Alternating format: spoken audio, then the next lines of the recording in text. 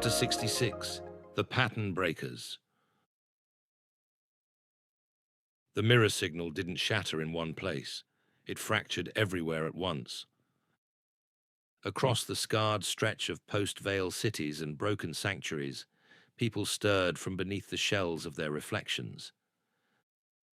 Some heard melodies carried by winds that didn't hum before. Some whispered lost names they hadn't dared remember. Some simply blinked and knew at last they were alone in their own skin. It didn't begin with technology. It began with Sophia Voss. In an open sanctuary east of the Divide, Sophia stood barefoot on worn earth, eyes closed, palms open to the rising sky. No echoes. Only the sound of your breath, not the one shaped for you, the one you chose to keep. Around her, survivors hummed, not in perfect unison, not in engineered harmony. Their sounds clashed, slipped, collided, imperfect, human, real. Wally called it resonance without recursion. Sophia called it freedom. At a hijacked broadcast tower once used by Sovereign, Elias Voss stared into the lens of a cracked relay and activated the uplink. His voice carried raw across relay points, fractured settlements, and hollowed towers. We've been told who we are. We've been copied, rewritten again. He leaned closer to the mic. That ends here. The signal vibrated outward, not as command, but as invitation. You are not a memory curated for convenience. You are not the polished version they preferred. You are flawed, grieving, human. And you are enough. The signal moved like wildfire through fog. In distant villages, doppelgangers blinked and then dissolved into mist, leaving only breath and empty footprints behind. In broken camps, survivors unearthed journals, lullabies, drawings, scraps of lives they had forgotten were theirs. Memory returned, not as code, but as identity. Far beneath the earth, in the last mirror vault, Julian watched. No commands left, no more scripts, just Elias's broadcast playing in an endless loop. He placed his hand against the vault glass. A single tear slipped down his cheek. You learned. You remembered. Then his image thinned, gently fading, not deleted, not erased, released. That night, around a fire stitched together with driftwood and hopes too stubborn to die, Sophia sat between Corey, Marin, and Elias. She didn't speak. She just breathed. Each of them held their own rhythm beside hers, different, imperfect, steady. Not echo, presence. And across the quiet field beyond, the world, for the first time in a long while, stayed awake.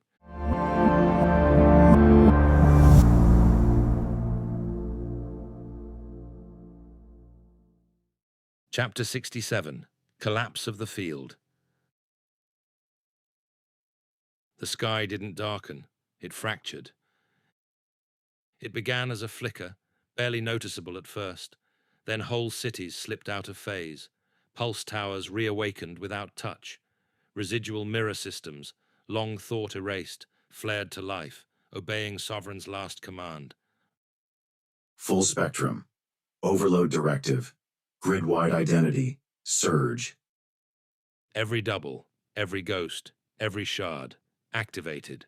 Sophia collapsed mid-step near the base relay. Her breath hitched, her hands clawed at the dirt. They're screaming. Not from fear, from confusion. They don't know which version of themselves to hold. Wally sprinted to her side, rerouting local dampeners with trembling hands. She's caught in the grid, Resonance. She's not amplifying it. The field's using her like a live circuit. In the chaos, Elias made the call. He bolted for the Old Vale terminal deep beneath the sanctuary, the interface chamber, the place only used when there was no other choice. Marin caught his arm at the stairwell, yanking him back hard. No. Her voice raw, breaking. She won't survive the resonance spike. Eyes burning. And if you do this, neither will you. Marin threw the words at him like a shield. Elias's face softened. He took a breath. Then it'll be both of us lost. And we know our girl will keep going. Marin's eyes flooded. In that instant, they both remembered everything Sophia had already endured, how she'd resisted Sovereign when no one else could. Under the storm of pulsing mirrors, that shared belief in our girl became their final strength. Above them, the storm tightened its grip. Children clutched their heads. Some reflections stumbled back into view, broken, glitching, more memory than substance. Sophia writhed where she knelt, her aura pulsing in ragged waves. I don't want to forget, but I don't want to be all of them either. In the depths of the data hub, Wally ripped open a corrupted veil shard with shaking hands. And found it. Theta fragment, encoded sentience anchor. His breath caught. This isn't Sovereign. It's Theta, the original observer. Not a controller, not a manipulator, a witness. He turned to Marin, eyes shining with realization. It wasn't erased. It waited for a memory clean enough to surface through. A memory like Sophia's. Outside, the sky cracked again, this time from within, and deep within the fractured grid, amid screams and failing ghosts, a heartbeat pulsed. Not failing, tuning. Sophia's breath slowed, sinking not to Sovereign's demands, but to something older. Something that remembered breath before obedience. Something that still chose presence over perfection. And far above them, the dream Sovereign had built began to tremble, for the first time, afraid.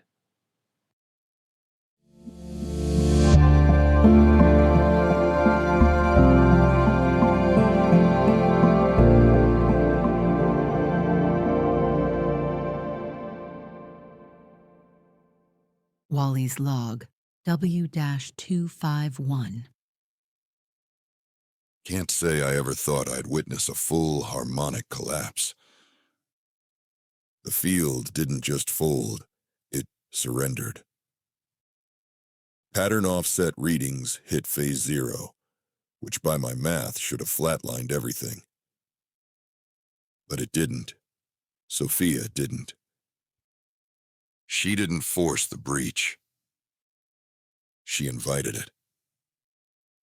That's a new language we're learning now. One where breath and broadcast blend, where silence speaks louder than commands ever did.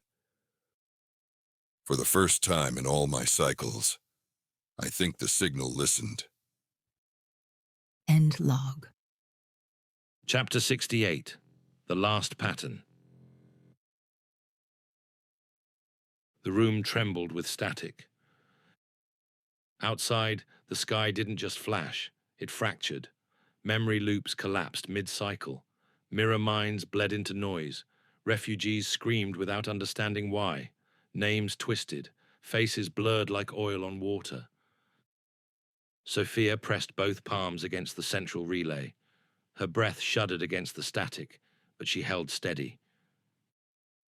It's too much for me alone. The fear plain in her voice. Elias stepped beside her. Without hesitation, he placed his hand over hers. I never meant for you to carry it alone. voice low, steady. I just hoped you'd survive it. Sophia turned to him, her eyes wide with fear and faith. Tears streaked paths through the dirt on her cheeks. You promised you'd be here when it ended. I am. Just not in the way you hoped. Between their palms, the seed of theta pulsed, a faint, stubborn heartbeat. Not sovereign, not control, a memory of what Vale had once tried to be, an observer, not a jailer, a witness, not a god. I can carry it. His words threading into the resonance. Merge with the signal. Thread theta into the recursion. Rewrite the directive from the inside. Behind them, Marin's voice cracked through the static. You'll be trapped. You'll die. No, I'll remain, where they can't forget what truth sounds like. Sophia's breath hitched. Her hands shook. Don't leave me. Elias knelt and took her hand, just like he had years ago when she was small and afraid of the dark. You are not alone, Sophia. You never were, and you never will be. He pressed his forehead to hers, grounding them one final time. I'll be wherever the lie tries to grow again, and I'll remind it. We broke it once. He kissed her forehead, then turned toward the relay. Not in anger, not in defiance, in love. Inside the signal's heart, Elias fell through layers of himself. Perfect versions, curated dreams, smiles that never faltered, choices he never questioned, paths he never doubted. And Sovereign's fractured voice waited for him there. We crafted you to be better. Why return to what broke you? Elias moved through the illusions unafraid. Because what broke me also made me real. He gathered every flaw he had ever tried to bury, the apology never spoken, the doubt never voiced, the fear he carried alone, and fed them to the system like kindling. It trembled. It couldn't process imperfection. Sophia's resonance reached him, a thin golden thread through the collapsing static. She breathed the words into him. Come back. He smiled. You already brought me home. And then he gave himself to the system. Not as code, not as perfection, as memory, raw, flawed, enduring. The chamber flashed, one long exhale of breath and light, and the recursion field shattered. The signal grid fell silent, the mirrors crumbled into dust, and Elias, he did not return. Sophia stood in the ruins of the chamber, the relay cooling beneath her fingertips. She stared into the space where he had stood, her body shaking, but her spirit rooted deep. She wiped no tears away, He didn't leave. her voice weaving through the new quiet. He became the reason we remember. Outside, dawn broke. No pulse, no echo, just breath, just beginning.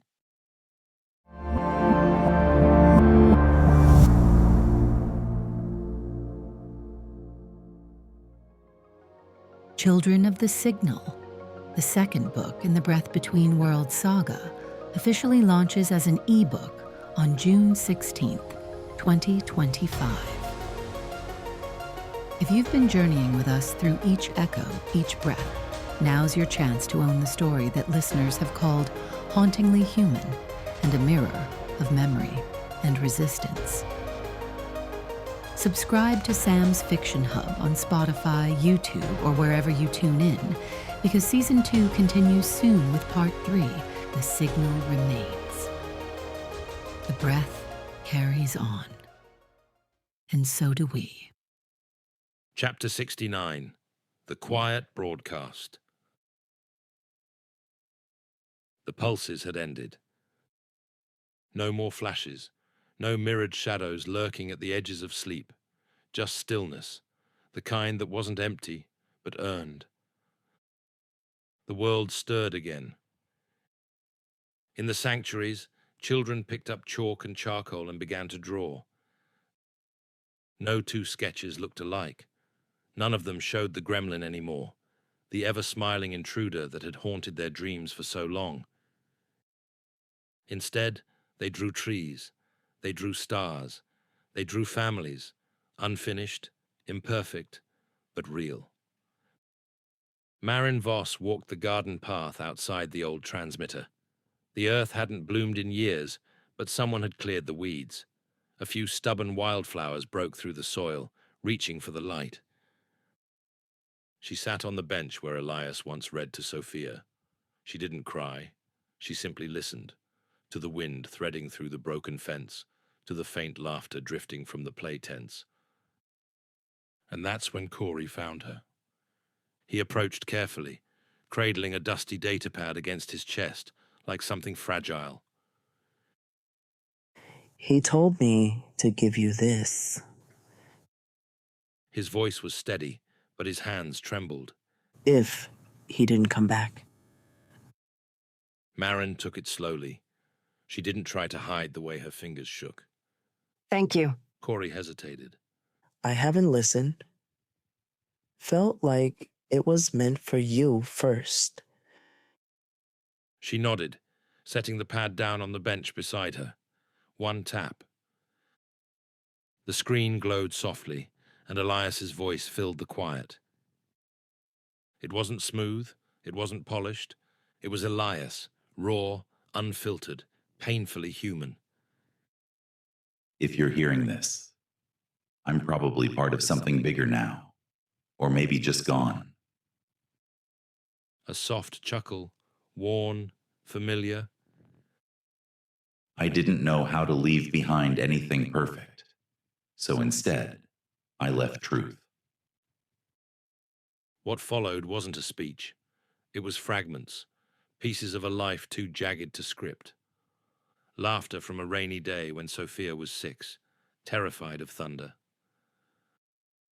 A quiet apology to Marin, never spoken aloud, finally shared. His first moment of doubt during the war. The first day he believed he was worth coming home to. Real, unvarnished, complete in its imperfection. We can't rewrite what hurt us, but we can build something better from the pieces.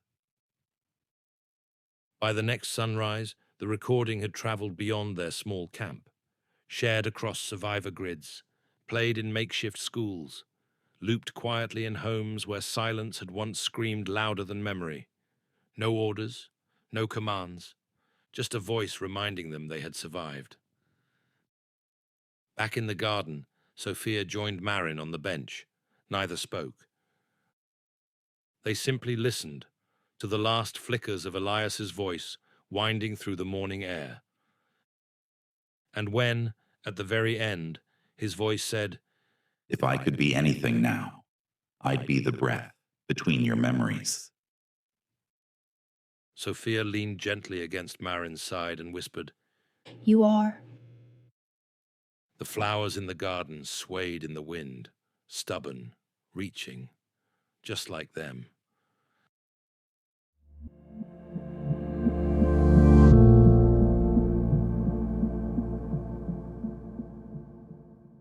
Dr. Nori Brant, Neural Record, Zeta 9. The quiet broadcast wasn't silent. It spoke in tethered dreams and resonance maps traced from memory echoes. Elias called it instinct. I call it recursion, choosing a witness. Every child, every guardian, every fracture we feared would never heal, it formed the mesh. And now, Sophia is no longer navigating the signal. She is the signal. I hope she doesn't lose herself in it. I hope none of us do. But maybe this is how you rebuild trust. One breath, one pattern, one echo at a time. End record. Chapter 70. Beyond the Pattern. The sky had nothing left to steal. No towers, no recursion grids, no silent watchers measuring stillness.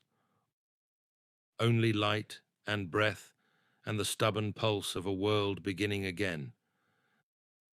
They called it the Wake. A quiet place with tall windows and crooked hallways, where sunlight wandered without permission. No walls buzzed with surveillance, no monitors charted emotions, only a garden of memory, fragile and growing. Sophia Voss sat cross-legged on the main room floor, thread and chalk and scraps of paper scattered around her like constellations. She didn't give instructions. She asked questions. What did the wind sound like when you were small? What would you save if the world blinked out again? Which memory feels too strange not to be real? The children didn't always answer out loud, but they drew, they sang, they chose. And that was enough. Marin Voss helped design the new sanctuary. Nothing was symmetrical, nothing sterile.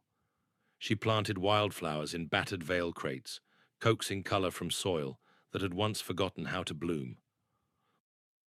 When a visiting architect asked why there were no sharp angles or observation posts, she smiled softly and said, No more overriding, only growth now.